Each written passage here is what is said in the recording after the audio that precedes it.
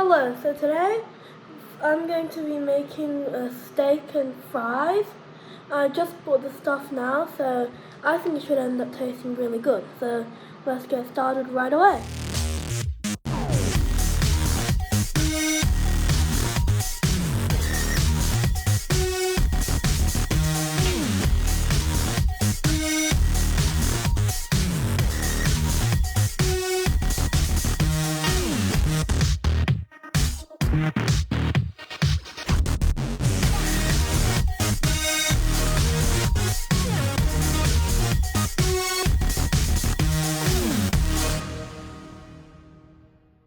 So a couple hours before you actually want to serve, you're going to wash five potatoes. They should be long, something like this. And now that I've already washed it, so next you would want to de-skin all the potatoes. Yep, I'll show you what it looks like when it's done. Okay, so in the end the potatoes should look like this. The next step is to cut the potatoes. So the way I like to do it is I just cut it and then I do the same thing again. If you're struggling, you can also just cut the potato in half like this, and then you can cut it in the same way, but the potato is flat, so it's easier to cut. That's actually a lot easier, so if you're struggling with it, I'd recommend you do this. So if you chose to cut them in half, they should look something like this. But if you didn't, then it should look something like this. But either way, the next thing you want to do is on the long side, you want to cut it until it looks like a similar size to a normal potato fry. So it should be about this big. And then you just basically do the same thing for every single one here. But I'm going to start putting the finished potatoes into a plate so that I know which ones are ready to go. So once you cut your potatoes to a pot of water, you're going to add some baking powder.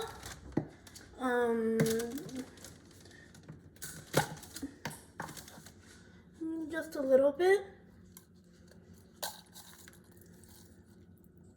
And then you're also going to add salt to it as well.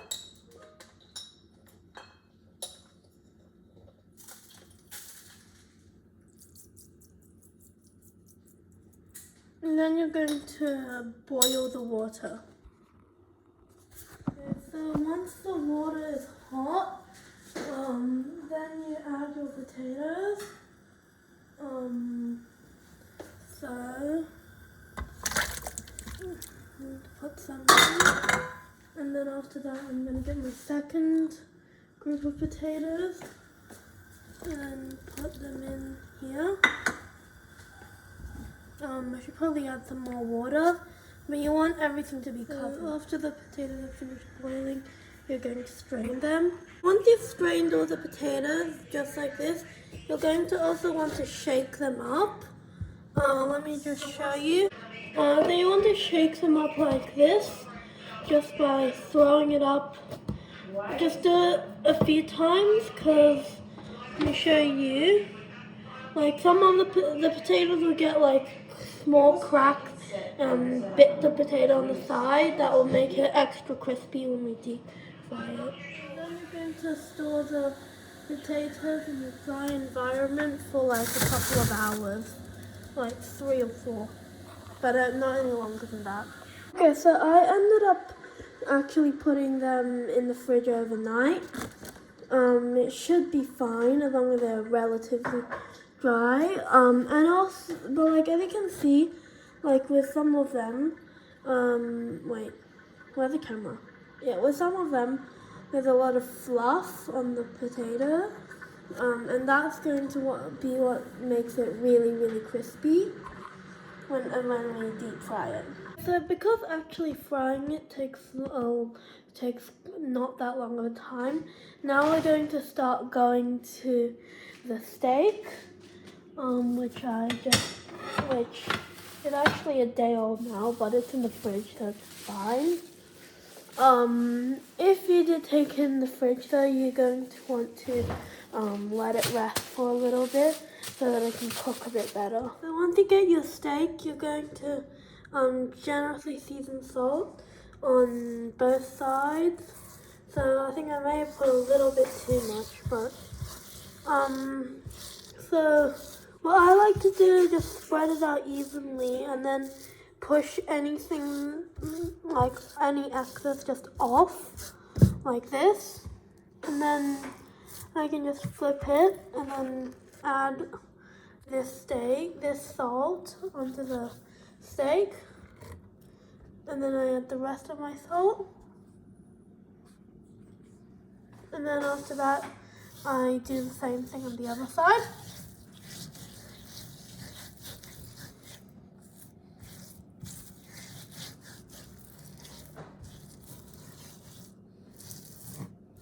And then after that,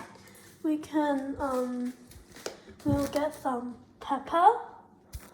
I believe I have some cracked pepper here, yeah. Then add your pepper to the steak. Wait.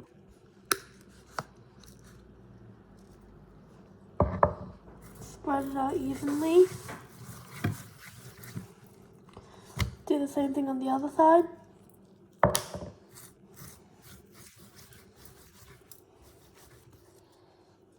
Next we add some garlic powder,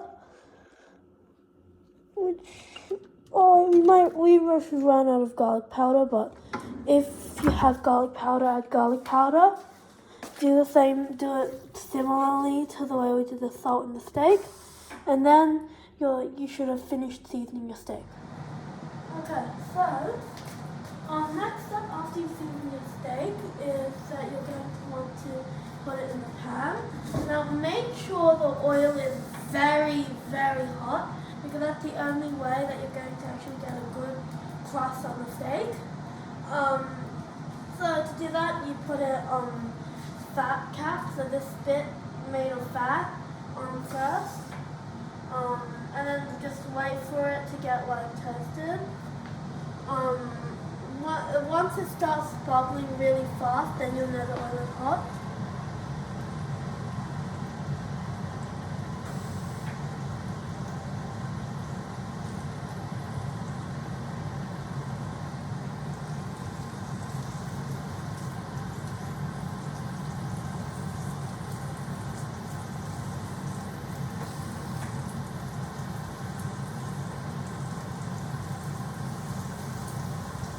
After that, you can lay your steak on there, and then this is where you have to start acting quickly.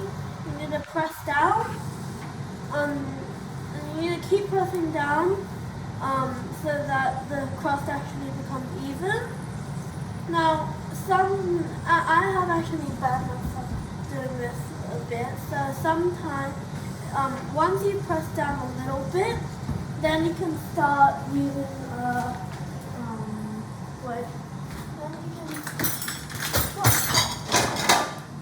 then you can start using a spatula like this and start pressing down like this.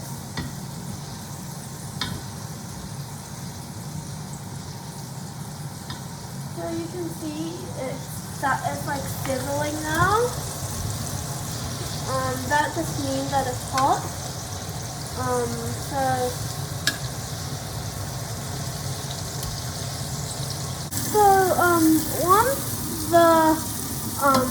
Once the edges of the bottom of the steak look like they have a good crust, then it's time to flip.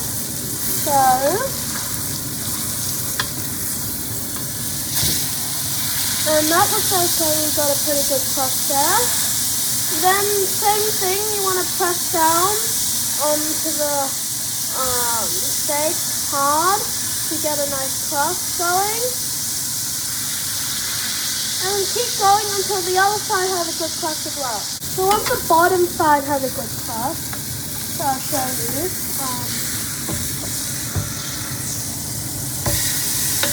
So once the bottom side has a good crust, then the next step is to add some butter. So we're going to get some butter, and then wait a minute, hang on. Sorry, wait a minute. Then you're going to add some butter to the pan and melt it.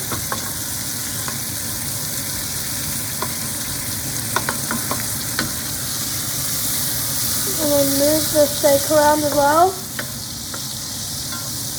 And keep going until it's melted. Also going to lower the temperature a little bit as well. That is melted. You're going to add some garlic. So I'm going to very quickly just get some garlic, and then I'm going to smash it and put the garlic into the pan. So next, I'm going to tip the pan to one side, and then after that, we're going to use a spatula or a spoon or anything to grab the butter and then just dip it onto the steak. This will give the steak a great flavor, as well as it will finish cooking the steak inside to the perfect temperature. For a little bit on one side, we're going to flip the steak again, and then we're going to want to do the same thing on the other side. Like that, our steak is finished. So the next thing you're going to do is to rest the steak on a wire wrap. So I have one right here. I'm just going to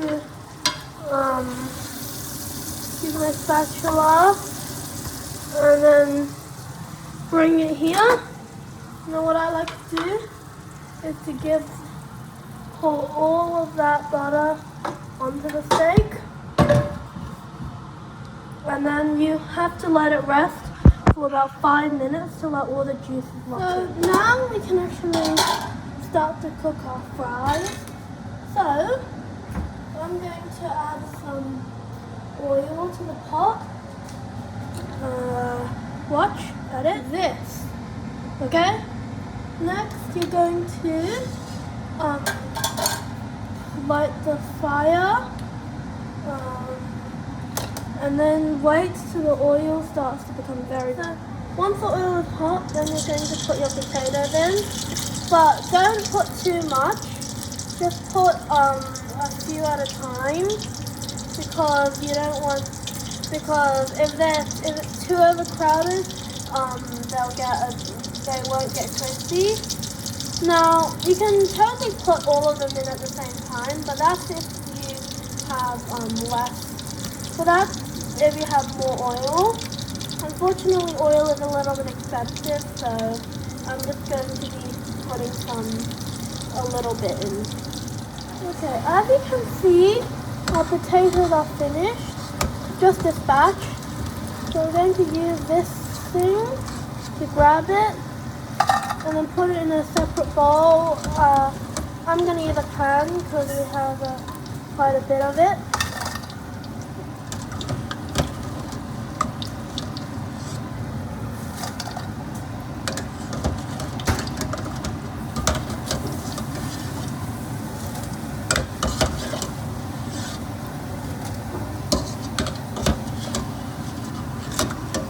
And then you can use a chopstick to pick up the last few.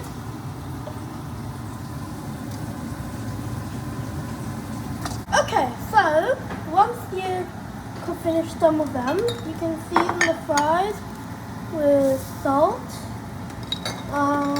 and pretty much just whatever you want, really. I'm not boss. And then you can toss them, shake them, and just mix it so that all the fries are evenly coated with your seasoning. Just like that, we have finished. I am definitely going to make this another time.